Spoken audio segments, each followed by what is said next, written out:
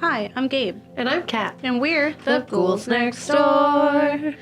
Yeah. Yeah. The more we do it, I feel like the better we get. At singing? Yeah. In unison, specifically, and on the same key. Like, in unison, you know? Yeah. Yeah. Maybe we should make a choir. No. I don't think so. Next door. Yeah. Yeah. That's what we do.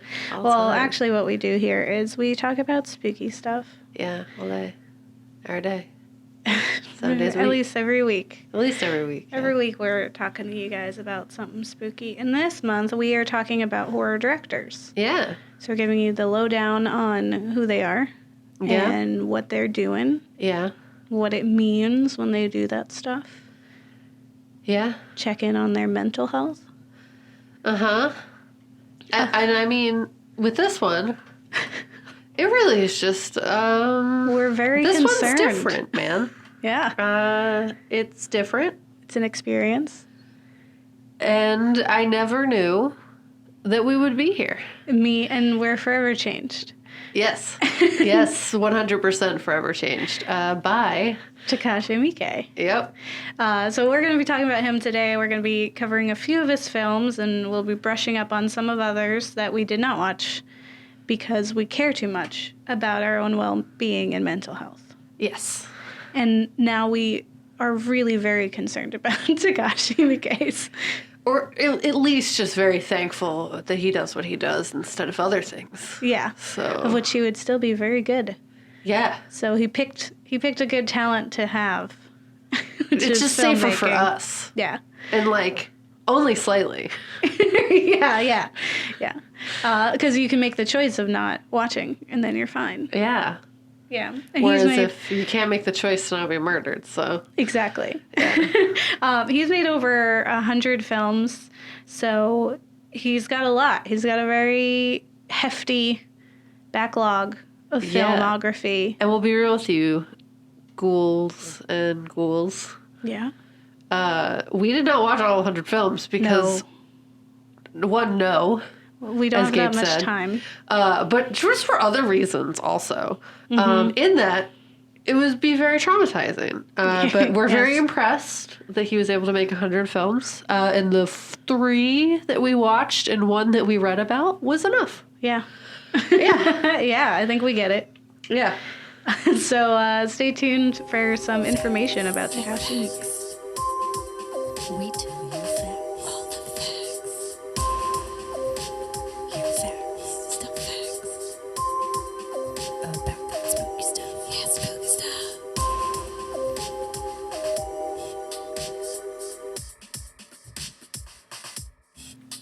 All right. So I don't even know where to start. Okay. But the biggest takeaway that I got from all this is I don't know if there's ever been a time outside of the movie Tusk Yes. that we had been genuinely just Why? shocked. Yeah. Every single one of his films, the ending was shocking. Everything that led up to it was a lot. It was a time. Mm-hmm. And I genuinely don't think I've ever been as shocked as I ever have in the history of my life, my existence, Yes. than I have while watching one of his films. Mm-hmm. So, the takeaway from that is, man, who hurt you? Aw. Or why are you trying to hurt us? Yeah, better question. And it's I get people it was well done, it was well shot, it was creative in the truest sense of the use of the word creative, and in that it was not anything I would have thought to do. And just genuinely shocking. I still kind of can't fathom. And I honestly think that Takashi proves that there is a Rule 34 for horror films, which, if you don't know what Rule 34 is what I've Googled Urban Dictionary, saying that, if there's something in porn, if you can think it up, it's happened. Yeah. If you can think it up, there's a porn about it. Yeah. If you can think your most messed up thought that you've ever had in your life, Yeah. Takashi has made that film, and taken it one step further Then you were thought. able to, that you could have ever even fathomed it could go. And I'm saying these things, I don't mean them as mean things. I am genuinely impressed. Yeah. Because I didn't think I could be shocked again. I thought Tusk was my limit, Yeah. and I would never in my life see anything as bad as that. Yeah, I thought when we banned a Serbian film that I Yeah. would have read the worst thing in the world from reading just the Wikipedia about it. And then I read some about his films, and I was like, you know what, never mind. I guess there's something worse. the world. There's a whole world of things not to watch. And it's like not even like, so if you don't know anything about Gabe and I, this is your first encounter with us, you're walking in. Yeah. I don't like gore, especially. Like, I don't mind it, but I don't like realistic death, torture. Yeah. I'm not a torture porn fan. I love the Saw movies, but it's not my thing. And you do like torture porn. Yeah. But you're like, this was a step further than that. Yeah. So we don't scare easily. This is genuinely, Takashi, oh my gosh, dude, you're wild. That's all I gotta say. And I genuinely scoured the internet. I was like, how? Yeah, what happened to him? How, what, why? I need to know. And I got nothing. No. Like, all of our authors and, like, they had websites. Yeah. You know, he doesn't have a website, at least not that I could find. So I went through Wikipedia. Yeah. And got some, at least sort of information for you folks here. So Miike was born in Yao, Osaka, which is an area inhabited by poor working class immigrants from the Korean peninsula. And his family was from the Kumamoto prefecture. I don't know what prefecture means, but it's a big word, and I think it means an area. Okay. So we're going to go from there.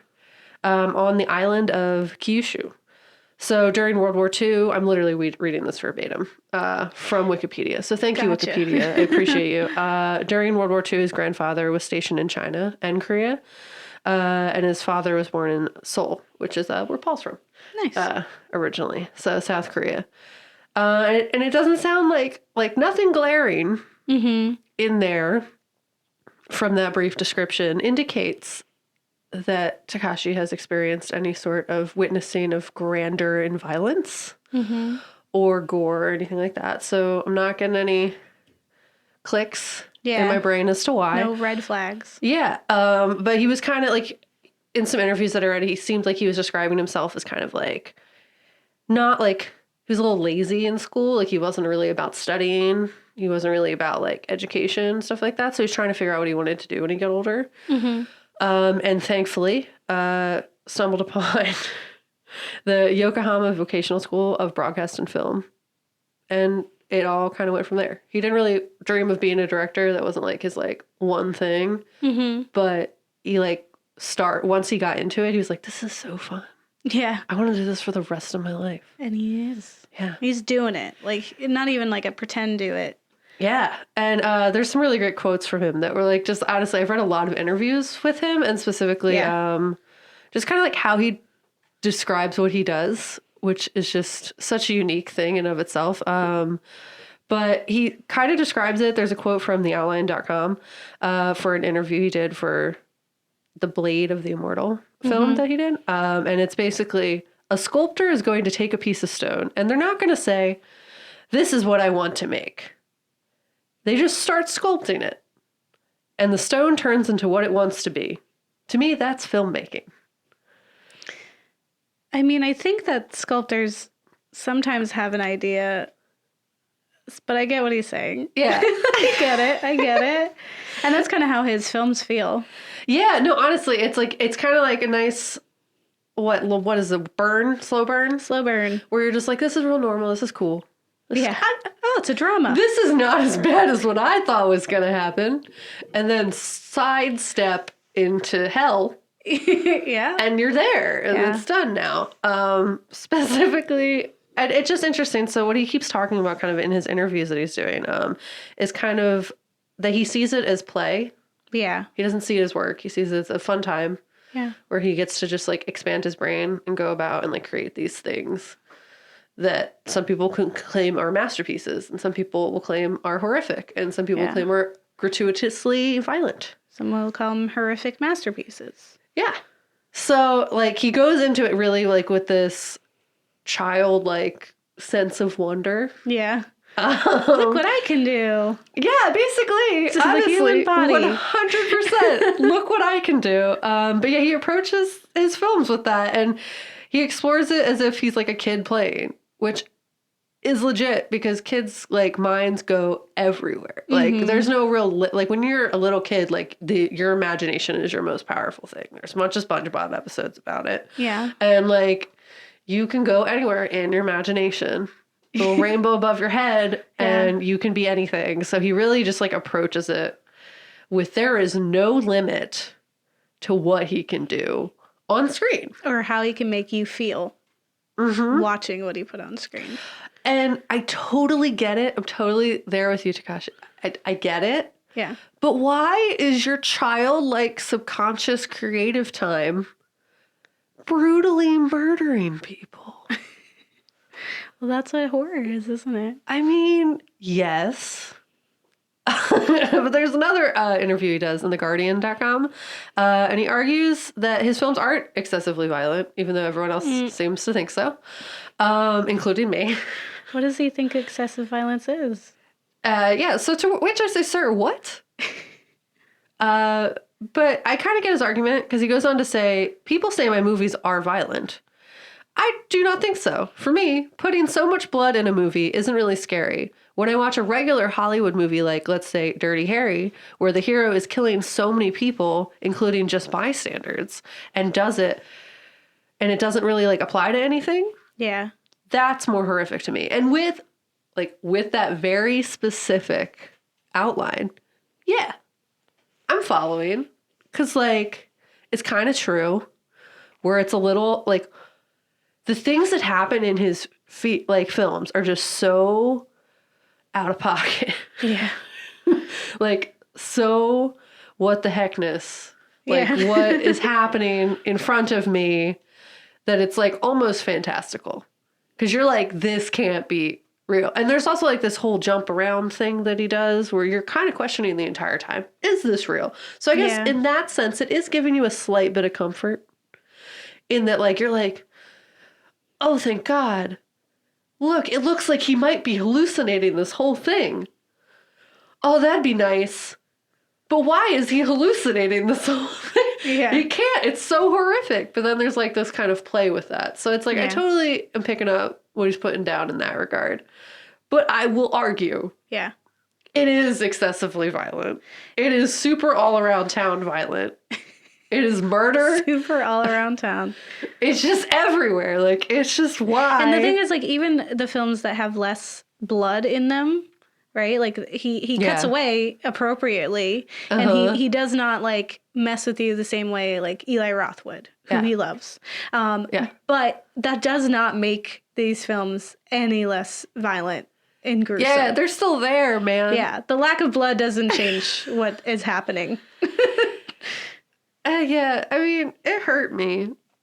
Emotionally and otherwise. It was just painful. And I don't know.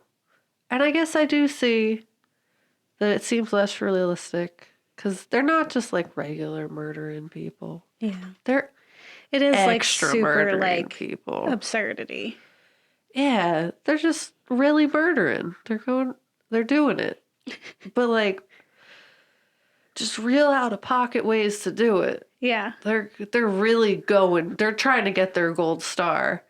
It's making up for every time he was lazy in school and didn't go through that gold star. He's doing it now. Okay.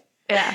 So I also get it in the sense where he tries to like make everyone have reasons to murder people. Yeah. So I guess it's like you're not villainizing necessarily even the most gruesome people. Yeah. Which I can deal with that. I just wish none of it happened at all. It's kind of where I land at the end of the day, except for the musical Murder Time. That was fantastic. I don't regret a second of that one. But that's, I mean, where we go is that there's 100 different films that you can watch. Yeah. You just got to read the full synopsis before you approach any of them. Maybe because ask. it could go so much further and worse than you wanted it to. It just depends on like what your threshold is for not okay things being put in front of you. And like, also, if you're just like cool with those films, I might be scared of you now. I don't know. Because they were stressful. Yeah, if that's your favorite. Yeah. I mean, to each their own. To each their own. I'm not going to be judgy. But it does say something about yourself. that ish was bonkers. But yeah, that's all I got. I didn't even know where to start. I don't know where to end. Yeah. It was a time. And here we are. And there's no reason, like, I researched so much. I could not find anything that was like, oh, maybe that's why. I mean, other than like the stories he tells, like it just kind of maybe indicates that like maybe something bad happened, and he's also seeing that other bad things have happened to other people that make them do. It's kind of like violence begets more violence. Yeah. Yeah. Well, So. I think it's funny because it's like he does give, his villains, a motive or like a traumatic past. And it's funny that his is so cloaked in mystery. It's like, what happened to you? I want to know why this exists. Yeah. Yeah. When we were watching, my whole thing was just like, is he okay? Did anyone check on him recently or anytime during the filming of these? Just to be like, how's your state of mind? Do you need like a spa vacation? It's just like the Rule 34 or 32 or whatever. It's like the way my mind is nowhere near capable of grasping the world that he has created. Mm-hmm. And maybe that's good, but also like, wow, he's a functional, just like walking around guy. Yeah. He's making 100 films. And he has those nightmares. Well, I mean, that's kind of like King too. Yeah, no, that's real. They all got it. It's just super creative and great, but like also terrifying, and it's just like a whole minute. Yeah, well, like you had said, right? Like I'm really happy that he is a filmmaker, because otherwise he would have needed a different outlet for these thoughts and feelings, which would probably have been murder, not films. So that's good. And that's to say that I think he is very much a not murderer kind of person too, because he does have this release. This instead, like he just specifically was like, no, I don't want to do any of that. Let's make movies. Yeah. For me, what I felt like was that Takashi Miike's films are like the embodiment of like that awkward laugh that people do when they're in like uncomfortable situations. Yes. And they're like, okay. That's good. Nice. I can't leave. So, yeah. So that's literally how I feel like his films are. Like, that's how I feel when I'm watching. Because it's like, he does this thing where he straddles several genres at once. Yeah. So you kind of can't get comfortable and like assume what you're getting into. And then you're like, okay, we're on this kind of ride. And then it's like, nope, we're on this kind of ride. And you're like, okay. But even still, when he's doing these really absurd things, you can tell he's not really taking himself that seriously. Like, he does it very, like, over the top, like, the most unbelievable way, in a way that, like, I can see why he said, like, his stuff isn't like the worst. Because, yes, I was like, oh, I'm totally following. Yeah, in that way. Yes. Yeah. I wish I read this article, though, before I watched it. So we knew what was going on. Yeah. Because I think he has, you can tell he's having fun. And you can tell it's absurd, right? Yeah. Like, there's never really a time where you're like, this is real. Like, I can see this actually, like, it's almost like folklore in some ways. And a lot of the things that he creates is based off of, like, a manga or an anime or a book, right? Yeah. So he's taking something that's already fictional and can be absurd in its own right, and then, like, bringing it to film. Yeah. So in a way, it does separate itself from general torture porn, like something like Hostel, which is like, this is like what we could actually do to a human body and could seem really real. There's a real realistic element to Saw that there is not with this, where it's like, maybe this could happen, but it's real unlikely. Yeah, if anything, you do get the sense that everyone's having a fever dream shared. Yeah. And I think that's really interesting, and it's this fun way of like, it's like this fanciful way of mixing like fantasy and like gore and like monstrosity and trauma with like make-believe and like emotions. Yeah, no, I mean, I'm 100% here for it.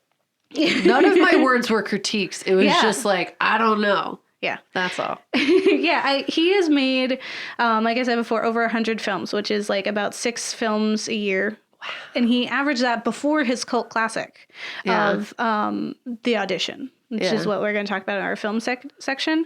But I think what's interesting about this is like we have authors who crank out books like that. Like James Patterson has like 3 new books a year, right? Yeah. But that's because there's a specific like flow. Like he just has like an outline. And each book takes this new form, and he just fills in the little pieces. Yeah, you know, it's like he just has like a board. He just throws darts at it, and then he's like, "All right, so it's a cup, and it's like a lover's quarrel, and then answer." Right?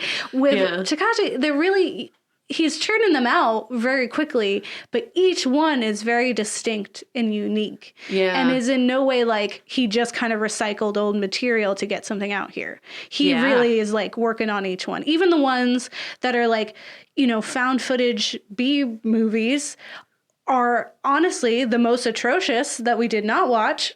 And he put a lot of information and a lot of emotion into that film for no good reason. But he took the time to do that, right? Yeah. And so, like, I feel like, we're strong believers here at the Ghouls that you whole butt one thing. You don't half butt 2 things. And he whole butts the whole things all the time. Yeah, we need to take some lessons from Takashi, because I'm going to be legit.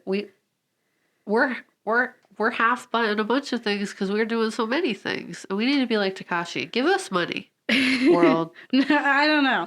I don't know if we'll ever be able, because I don't get it. I don't know where it comes from, right? Like, I don't know how he thinks these ideas and how because he loves it. He's so creative and just genuinely is like, this is fun. Yeah. And I think what's even more fun about him is that he's been quoted as saying, like, he doesn't watch his movies. Like, he makes them and then he's like, all right, yeah, I did it. People are like, that was so crazy. He's like, yeah, I guess. I don't really remember. Like, I feel like he's in a fever dream when he makes them. Yeah. And he comes out and he's like, oh, that's what that was. That's what I made. Yeah. But what I think is interesting, at least in the, like, diving into the, like, his filmography and, like, what the themes are in some of his films. So based on the ones that we watched and some of the ones that I looked into and, like, read up on, is his use of like severe trauma and abuse. Yeah. And what I think is interesting is that he really works to victimize the villains. Yeah. Like, you kind of like, for the majority of it, like, who the villain is most of the time. But a lot of the times you're still like, the story that you're getting is like the journey to how they got here. Most of the time. And then even like the good guys, somehow throughout the fever dream, you're questioning whether or not they're good. Yeah. It's a whole... Yeah. And, well, yeah, like, our heroes are flawed. Yeah. Like, our heroes in quotations, because they're really not. And our villains, like, are clearly using this as some way of, like, coping with their own personal trauma. Yeah. And, like, whatever way it's manifesting, right? Like, if it is just a dream and this isn't real, like, we're all going together as we work through our own, like, messed up stuff. Yeah. Right. And I think it's like he's really using this, like, the theme of like violence begets more violence, like, throughout in any way. Right. Like, even like, and he does it in like this gratuitous way that makes it a joke. Like, he's saying, like, this is a very serious topic. People are hurting each other and it's bad. But the moral there is just like, if we keep doing that, we're only going to continue. Like, those people are now going to hurt others. And then those people who got hurt are going to hurt another people. Yeah. And like even like in The Audition, right? Like, there was like really fantastical horror before we Yes. got to the end, right, is like this tales of what she had done. Like that we're like getting these little pieces, and it's like then there's like a tongue, right? Yeah. And it's like it's absolutely fantastical. Who's in the bag? Yeah, yes, who's in the bag, right? Even with like Ichi, so Ichi the Killer, we didn't watch, but I read up on and watched some things as well just to kind of know. I was like, because he's very famous for this one.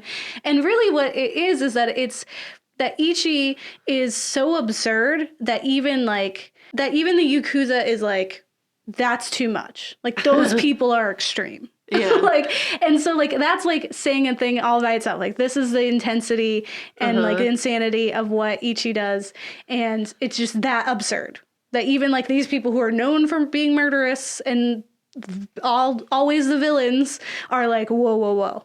Like we're outsourcing the damage to those guys because they're like off their rockers kind of thing. And so it does become a little funny. And that's why you get that like awkward laugh because you're like, I'm really uncomfortable, but it's kind of funny because it's so absurd what I'm experiencing. Yeah. And I just also feel like you never know how it's going to end. Like, and I feel like that goes back to this whole sculpture quote because he doesn't know how it's going to end. He's just going, and then it's done, and you're like, what? Mm-hmm. But, like, the only reason he's not, like, what is the author? James Patterson? Yeah. Yeah. It's because he outlined it. Yeah. He just does it. He just recycles old news. Yeah. Puts it with a new title. Takashi doesn't K do for that. Killing. He doesn't do that. He just is like, this is a whole different thing. Yeah. And doesn't know how it's going to end. And just goes till it's a horrific masterpiece. Yeah. Well, even like he does have the common theme of like someone who is traumatized. Like even Ichi has this like history that he thinks he has that he was abused. So now he's abusive. And there's also like this weird tie between like there's this tie-in of not only just violence but also sexuality mixed with it. Like there is this weird like people have like their line between like what is violence and abuse mixes in with their like what sex is because it was happening to them when they were forming those thoughts on their own, so it becomes this weird like mix between them. So even like Ichi is very much that. It just like starts out the film just jacking off. Like we get that right away. But even like with Asami, right? Like she's been betrayed by older men in like the audition, and our main character is not any like better for what he's honestly bad too. Yeah, because he did the whole fake. Yeah, so she's like, she knew he was going to hurt her, and she wasn't wrong. So is it wrong for her to preemptively like seek that out? Or with a woman, because she has no name, in Imprint, which we'll also talk about in our film section. She has like her very traumatic experience, and she's clearly like using this fantastical explanation for why she's lashing out at people because she doesn't trust them. She doesn't trust happiness. She doesn't trust hope. She doesn't trust friendship. And so she lashes out before it can hurt her. And so that's how we get where we are. But of course, we say all these other fantastical things to kind of explain away that, which is super interesting.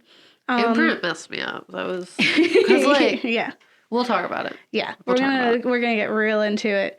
But I think another thing that one of the biggest themes with him is dysfunctional families, and like you don't really see good family units. No. I would say the only like good family aspect was I'm totally blanking on his name right now, but the dad from Audition and his son.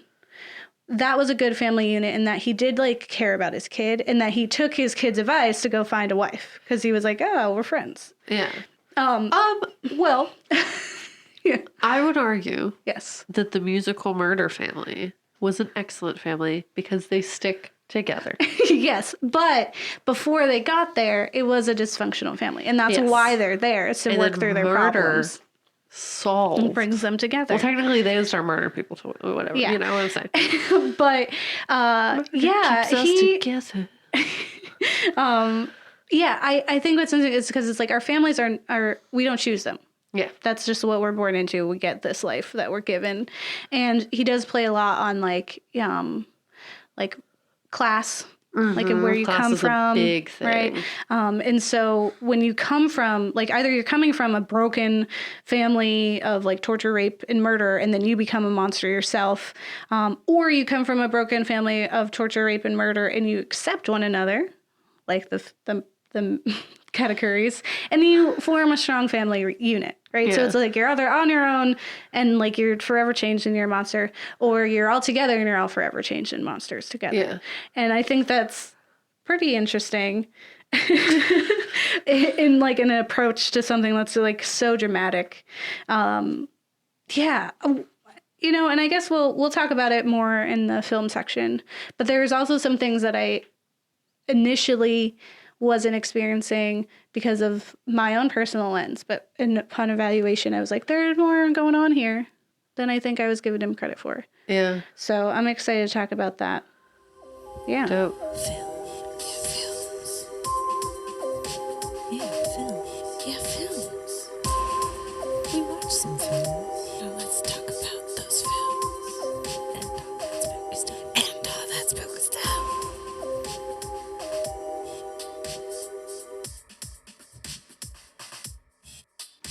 So we watched three things. Yeah. We're probably going to talk more in depth about two. And then I think... You also read a detailed description of what might have been the most horrific thing that I've ever known to ever exist in the history of life. Besides the Serbian film. Yes.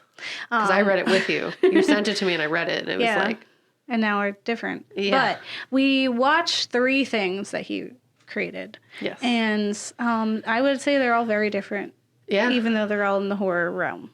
Right? Yeah. So the first one we watched was his cult classic Audition from 1999, wherein which a widower takes an offer to screen girls at a special audition arranged for him by a friend to find him a new wife.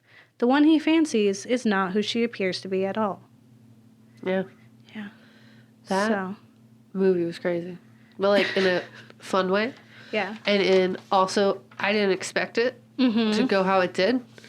And also...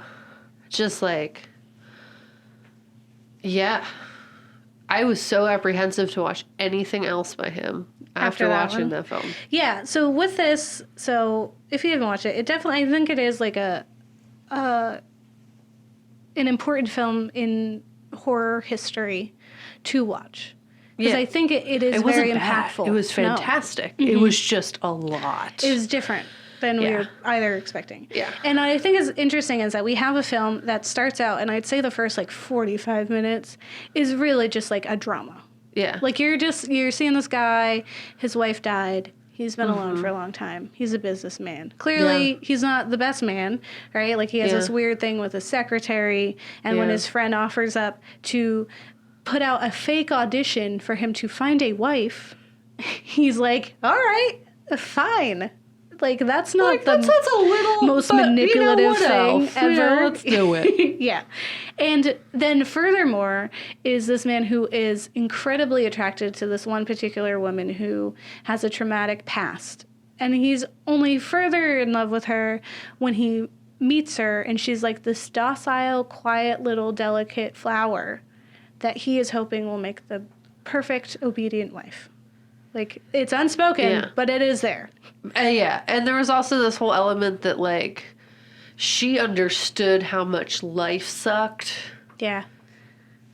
And that was just really attractive. Which, I mean, I get. Yeah. In that, like, when you're hurt by people, you want to find people who can understand that hurt because they've experienced things. Yeah. Like, that's something that happens. Mm-hmm. But Yes. little did he know. And also, she was really young comparatively. Yeah, she's very young. And even so, like, there's some lies on her application that his friend catches on to. And it tries to reason with him and says, like, you know, these things aren't checking out. You should, and he is so... red flags. Yeah. And he's just so unconvinced that, like, women could be that way. And that this woman, who looks like a delicate flower, could be anything. Less than like what, or more than what he's thinking she is. Like, he at least is saying that she's not dangerous. Yeah. Yeah. And it's like, because he comes from this place where it's just like, of course, Like, of I course could they're not- defend myself. Yeah, like I'm this big man and I've got age and years behind me, and I'm the big businessman, and I've never had problems with women before. Yeah. You know, like I get whatever I want. And she's coming from this, like we later find out that, you know, she came from this really troubled past, and that her past is littered with revenge all throughout. Yeah. So, but he's still like going in it. Like he's the whole time is really just like But what I think is interesting is like you're going through in this drama, and you're like they're having like awkward dinners, and there's like the whole scene where he's like leading up where he's kind of playing the phone game where he's like, I'm not gonna call her right away. Yeah. So, like I'm gonna, you know, tease her, leave 3 her days. hanging by the phone, right? Which is Yeah. a funny phrase to say. Yeah. Except that we see her literally just like sitting on the floor, her hair's all like drooped down, all like Grudge style, and she's just literally sitting by the phone. Like staring at it. Yeah. For days. Yeah. That he's not doing. And in the background, because we have this nice shot where like off into the background of the shot is a burlap sack Yeah. that has been like not discussed, but it is there. Yeah. And then he does call, and the phone rings, and we're given this disturbing image of her getting this little creepy smile slowly as she's not answering the phone that she's been waiting for all day. And the burlap sack jumps up Yup. because something is in there and it's alive. Yeah. So that's the first time when we're like, wait, hold on. Something's happening. What's happening now? And you have this sense of danger. You're Why like, does she have a bag, man? wait, hold on. What's in the bag? And then they go on a date, and we're back to normal town. And you're like, okay, she's a little awkward, but she's like soft. But it's okay. Yeah, I we're don't know fine. what the bag was about, But I've forgotten, just like he would. but we're here, and everything seems okay. Yes. She's not saying anything, whoa. Except for, then you keep going. Yes. And now they're on a date, like he's whisked her away. It's transitioned to like bigger date. Yeah. Yeah. And she gets real intimate, real fast, like real serious. Like, Yeah. this is happening, and you need to give me everything, or I'm going to be upset. And just like any other dude in like this situation is just like, of course. Yeah, babe, everything. Like, yeah. I don't love my son. What? Like that doesn't even occur to you. You think like, Yeah. yeah, of course. Or like, yeah, of course I still am pining over my dead wife, because that's what normal humans are like, right? Yeah. He doesn't even stop to think like, I He should hasn't check even on told her. her that he had a dead wife. Yeah. He's just like, yeah, of course, babe. Like, I love you forever. You're naked. Let's go. Don't, like, you let me see your knees. Right?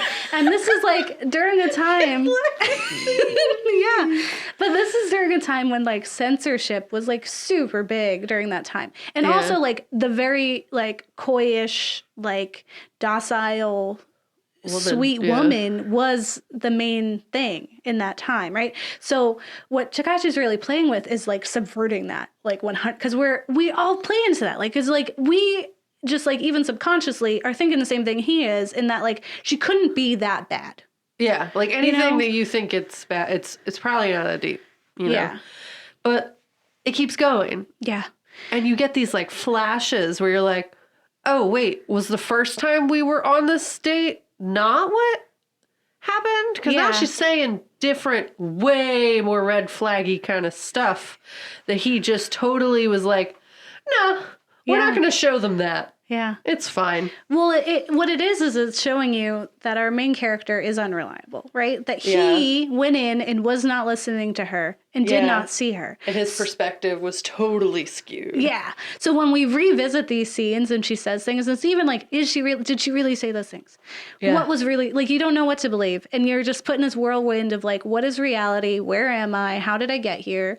What is going to happen next? I'm so scared of the uncertainty, because nothing is written. There's nothing written Yeah. out that could Well, ever 'cause you take you can't- on this journey. You can't figure it out. You're just like, what's happening? Yeah.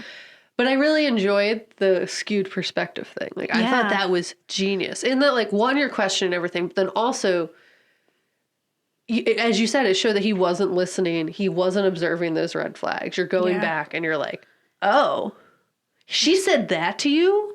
You didn't say that she said that to you. Yeah. Man. And why didn't you react differently? Like, why are Yeah. you still treating her like this when she's very he clearly was like not needs listening. more than that? Yeah. Right. And like, so Seeing what he wanted to see. Yeah. You see, you kind of Men. feel less like you're still stressed out, and he's still in a very terrorizing predicament that you're like, oh gosh. But at the same time, you're like, but like, I don't 100% blame her.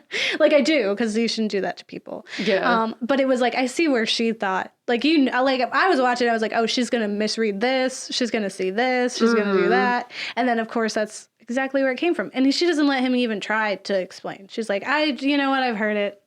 Every single man I've ever met has been bad. Yeah. And like, why wouldn't you think that every man is bad after that? Yeah. But what I think is really fun about it is that she is this villain. Like, she does, like, so there's, like, parts where she's doing this, like, torment to him, and she's, like, so adorable in it. Like, she's just, like, kitty kitty. This, like, cute It's little, very like, traumatizing. But it's awful. Yeah. Because she's murderizing him. And she's, like, being really adorable, and then he's, like, writhing in pain. Yeah. And, like, and it's so, like, there's not a lot of blood. There's not a lot of gore. But there's this tension, and there's that awkward laugh happening where you're like, I am so uncomfortable. Yeah. Like, I get that he deserved this, but also, like, no one deserves this. And what, honey, who hurt you? I know who hurt you is really upsetting, and you're really cute, and I don't know what to do. Yeah. It just makes you feel a lot of uncomfortable feelings. And in a, like, smart way that I would argue, like, so we said Midsummer just wanted us to be uncomfortable the whole time, but did it, like, crappy. Yeah. This is not crappy. This is, like, ingenious. I want to know what his head is, but I don't, because I never want to go there. Yeah. But, like, it was a whole situation, and it was so good. Yeah. And, like, I was not, every single ending of everything we watched, I was not expecting that to be the ending. Yeah. Because once it takes that turn, you're on this roller coaster. There's no tropes. He's just doing stuff. He's just like, boop, ba-doop. You're dying. Putting this here. Yeah. And needles in your face. You're just stuck there now. Yeah. You know, and you're just like, all right, let's just see where it goes. And he plays with reality a lot. So then you get like a breath of fresh air where you're like, okay, maybe this was a dream. Oh my God. And then you're like, oh no. Oh, it's no, back. back. His foot is gone. Yeah, and just you didn't see sound. it, but you know. Ah. I was like, Steven ain't got nothing. Like, Mercy, right? like, oh yeah, my Misery God. was barely anything in comparison to that scene. Yes. No. So after we watched that and felt a little uncomfortable, I read this article about the Masters of Horror series. Yes. That was a part of Showtime that Takashi Miike was asked to contribute to. Because Yes. he is a master of horror. He surely is. Yeah. And so he has said that the scariest of the projects that he has ever worked on is Imprint, which is from this. And what happened was that he was asked to do this. And he said, everyone kept telling me that America's a free country and that I could really do whatever I wanted. It's cable TV, so don't hold back at all and make it as scary as possible. So I did that. And then when I showed it to the producers in Japan, they were like, I know we told you that you could do anything, but this is going too far. This is way too far. So they actually had to pull it from airing. So they had to, and then they had to release this press release to be like, I'm sorry that we said there would be 13 episodes. There's only 12 because it's like illegal to show what he made. And so then I read that article, I told Kat about it, and then I turned to her and she was like, you want to watch 13 Assassins? The fun kung fu and like martial arts movie? And I was like, no, Catherine, I need to watch this movie. And I was like, why? You read it. You read what it, no. It's like, it's been banned and I have to watch it. So we have to watch it now. And then I push play. So this is what happened. This is what we watched. Oh, yep. It was in the 1800s, an American returns to Japan to find a sex worker he fell in love with, but instead learns of the physical and existential horror that befell her after he left. Yeah. Yeah. It really has very little to do with that part. Yeah. So this is again another like trick that you experience watching a Miike film. So we are kind of similar in what we this time we're not kind of settled into a drama. We know it's horror. Like immediately we see like a body in the water of a pregnant woman. Yeah, who's died. Dead. And you're set into this place where it's like, this is a horror place, right? Yeah, this is a bad place to be. You don't want to be in this place. Why does anyone want to be here, right? Yeah. But, so we already kind of know that. And you kind of get comfortable in that where you're like, okay, yeah, I can handle this. This looks like what it is, right? And you get this man and he's an American and they say these like bizarre things to him, like on the boat. Like one of them was like, is it true what they say that like you're hung like a horse or whatever? I was like, what are people saying about Americans? One, we're also different. Like you can't have a like generalization about Americans. Like it's not like you get off the boat here and your penis enlarges. That's not how it works. But there's like, you know, this myth around him and it's like he's returning and he has this like aura, right? And we're immediately put in this world that just feels like this one little spot. Like that's all that this island is. It's like this island you have to go through a bunch of bodies in the water to get to the working women who are just there. And it's cages. Like it feels and they're like throwing themselves at people. And it was like really bizarre because I was just like, well, I thought like things are different. And then Kat was super helpful in educating me on what happens to geishas and stuff like that. Basically, like after World War II, all of like the cultural significance that it had was like, because Americans ruined I can't curse, but blip blip blip dies. It's if your parents aren't married when they have you eyes. Because just they cheapen it. The Americans come all in and they ruin it. And also so many people are dead. And it's just a sad, awful traumatized place. So that's like clearly the only like... So that's what happened to the commodity that's happening here are girls. And they're definitely just objects. Like they just get tossed into the water. They're killing themselves or they're getting killed. And their only real protection is to work there. Really. And even that isn't a lot. Right. And so our main character stumbles upon this woman who's got like a face deformity, like she's like scarred. And so like she gets like harassed because she's not throwing herself out there. And he's like, I'll take because he doesn't want to see that anymore. And then it turns into this, like he's been asking around about the woman he loved. And it's like, where did he go? Why didn't he take her? What's going on? And no one will tell him. But then this woman does. The woman who doesn't have a name. And it does the same thing that we did in Audition, where we're experiencing one narrative. We're getting told a story. And as viewers, we're like, okay, thank you for that. And it did end up being horrific. And we were like, here it is. Like classic Miike with the needles and torture and the like unnecessary. And it hurts. And we're like, oh, man, wow. I guess I get why. Don't put that in her fingers. And we just were lots like, of that. I guess I see why it was banned, right? It was like, okay, that's awful. No, but that wasn't even it. No, that wasn't even it. You get to that part and you're like, oh, wait. There's still more of this film. What? No. No. No. Why? It was banned. I understand. It's okay. Yeah. Well, with this scene that we get to, it's kind of like the burlap sack of this film. Like we get it's the first hint that something is wrong, but you think like, okay, this is it. All right, this is the height of what we're getting. Right? Yeah. And then it takes another turn where we revisit what we had been told was fact. And now we're getting a different world that is way more cruel, way more like impactful and drama, like it's grotesque. The girl telling her story that like, so also she starts like real timid and quiet at first too, and you're like, this girl's not going to murder me, it's fine. And then don't trust women in Miike's films. So and then it keeps going, and then she gives her first version of her story, which is just very sad, and you're like, this is a bad She time. tried. She was a hero. She was trying really hard to be good. And then, like, I feel like generally films will do that to people who've experienced, like, they'll either make them a villain or they'll make them seem like they have to be doing good all the time. Or, like, trying to prove that they're different from the world that they came from. And that's not always the case. So, you kind of were like, oh, she's cool. Yeah. She was the friend. But then we get the first rewrite of history. Yeah. Which is that she was not the friend. Oh, by no means. And then it was like, okay, I guess I can handle that. She's bad. Yeah. Fine. And then it was like, no, wait, we're going to do this one more time. Look, one more again.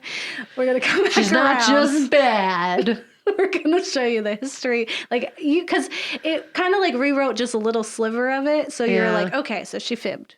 She did a little fib. And then it was like, no, here's the actual truth. And then you're like, wow. I didn't expect it. I don't think anyone expected. I don't know if Miike expected it. It was just like, wait a minute. What? Yeah, straight out of left field. It was just wild. But it was a good time. It was horrific and awful. I want them to watch both of the films, so I don't want to spoil them too much. Yeah, but it was good. Mm-hmm. It was a lot. Let's talk about the last one. Well, we'll just kind of brush on. So, because we felt so upset after watching the Imprint, like we were forever changed. Yeah. Because I was like, oh, maybe we need to watch Ichi, and I'm glad we didn't because I read up on it and I got it. I get the gist. And then we were gonna watch the Gozu and because the dog, and then we were like, no. Yeah. And then we just Googled him, and we found The Happiness of the Katikuris from 2001. It was so nice. The trailer was so absurd. I was like, this can't be real. Like, is this a real, like, this whole thing is for real? It's 2 hours long. Are you sure? And it's about a family that moves to the country to run a rustic mountain inn when, to their horror, the customers begin befalling sudden and unlikely fates. And I just read the IMDb taglines. Yeah. This is fantastic. Do you want to do it? Music, horror, volcanoes. This film has absurd musical numbers. Yes. That are like high quality. Like you could, like if you went to a karaoke bar and they have those videos that play behind the songs, so like someone just like riding a bike. It's kind of like that. There's claymation. For the scenes that couldn't have been played by people. Yeah. There's like really bad acting and over dramatic acting, which is really fun. And this really absurd story that I feel like it never knew where it was going. It was such the whole time, but like a fun one. I was never at any point like, turn this off. I was like, this is fantastic. Are they singing again? Yes. So like, if you watch the first two, like we did. Yeah, you need a breather. You just want a murder-filled treat where zombies dance. Yeah. And it's just such a wonderful place of murderous music. Yeah. It was so great. Watch this. Watch The Happiness of the Katikuris. Yeah. It was so fun. It was such a breath of air. Yeah, I think it's like after having watched the other ones, we were like, I guess I got them figured out. Because both of them have very similar themes. I was like, I'm tired of women being tortured and then they end up being murderers. Like, I'm tired of that. And so I was like, that's kind of why I wanted to watch Ichi, because I was like, there's a dude who does that, right? The man is tortured into be murder. Or let's just watch, like, men cut up other men in, like, martial arts. And I was like, I don't want to do that either. And I just don't want to watch anyone cut up anybody anymore. Yeah, I'm tired of it. So, I mean, they still kind of do in this, but it was way more fun. And if you really want to see like how diverse his mind is and how he can do whatever he wants. This is a creative time. That. Yeah. Child land of wonder. Yeah. So definitely, this is good family film. 100% worst bad family film is Visitor Q, which just do yourself a favor and read the wiki on to learn what it's about, but we're never going to talk about it. Visitor Q? Yeah. That's the awful thing you made me read. So that's bad, worst family that ever existed, and I can't. But if you want to see best family, or good family anyway. Better family than that. Good family trying best is this. Yeah. It was a good time. Worst family everyone should be murdered, including Takashi at that point, is Visitor Q. It should. When I was reading in the Wikipedia, I was like, someone go arrest him. He needs to be in jail. No, like after reading it, I was like, I feel bad that someone had to act this. I was like, How did they make it a movie? I was like, It was worse enough to read. I knew what happened. I didn't visuals in my brain. I was like, I understand why in a futuristic society that thoughts are crimes and that people should be locked up just for thinking things. And if that's the case, he needs to go away for a long time, is how I felt just from thinking and writing all that down. And then he literally made it into a film, and I just feel like it How should are the only be on the actors dark not web. traumatized? And I don't know why he was able to keep going. So I was like, someone please check on him. He should be in jail. But when I pretend that movie doesn't exist, then I'm like, you know what? Good job, guy. Yeah, it was a you're fun around. time as long as that isn't real. But it is real, so here we are. Yeah. But he was fun. Also terrible. But, like, not terrible in the way I usually use terrible. Just, like, I never want to see it again. Yeah. But it was cool. It's good that you did it, I guess. Yeah. You keep doing that and not anything else. Yeah. Don't go back. Yeah, feelings. Yeah, I said feelings. Let's talk about feelings. Okay. And all that spooky stuff. I love spooky stuff.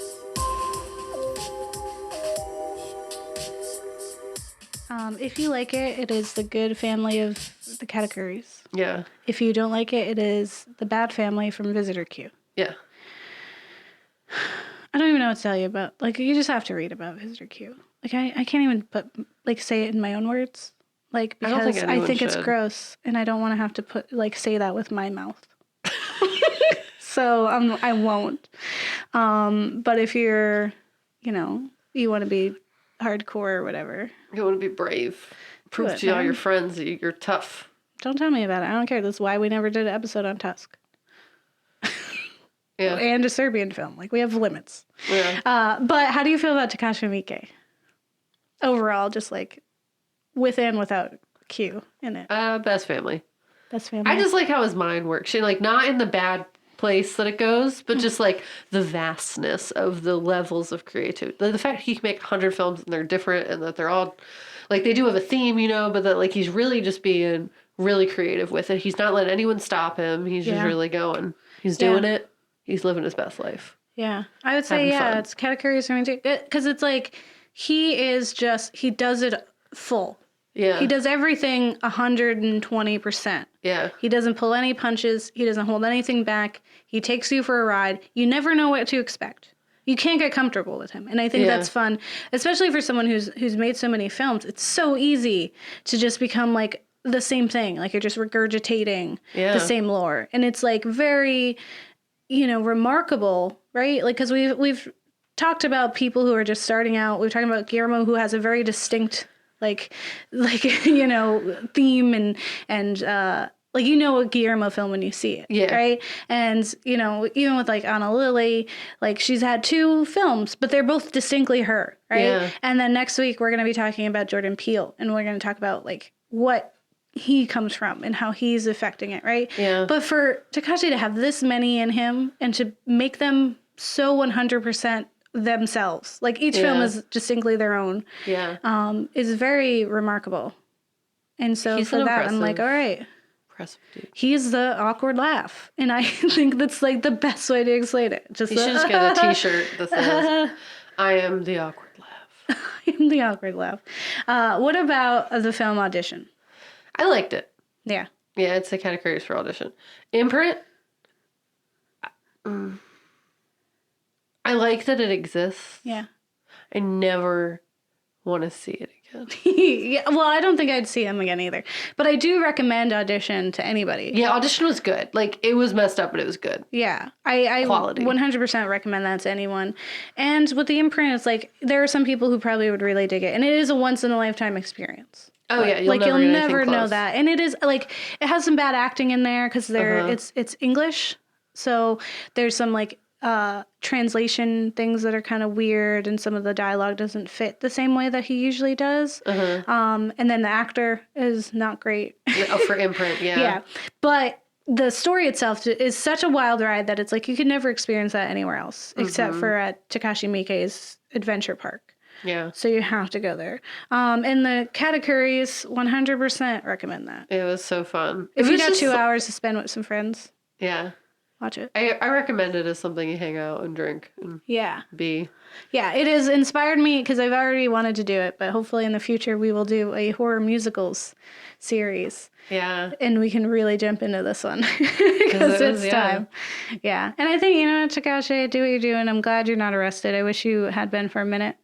And I'm glad you're not, though. Yeah. It was really like, how dare you?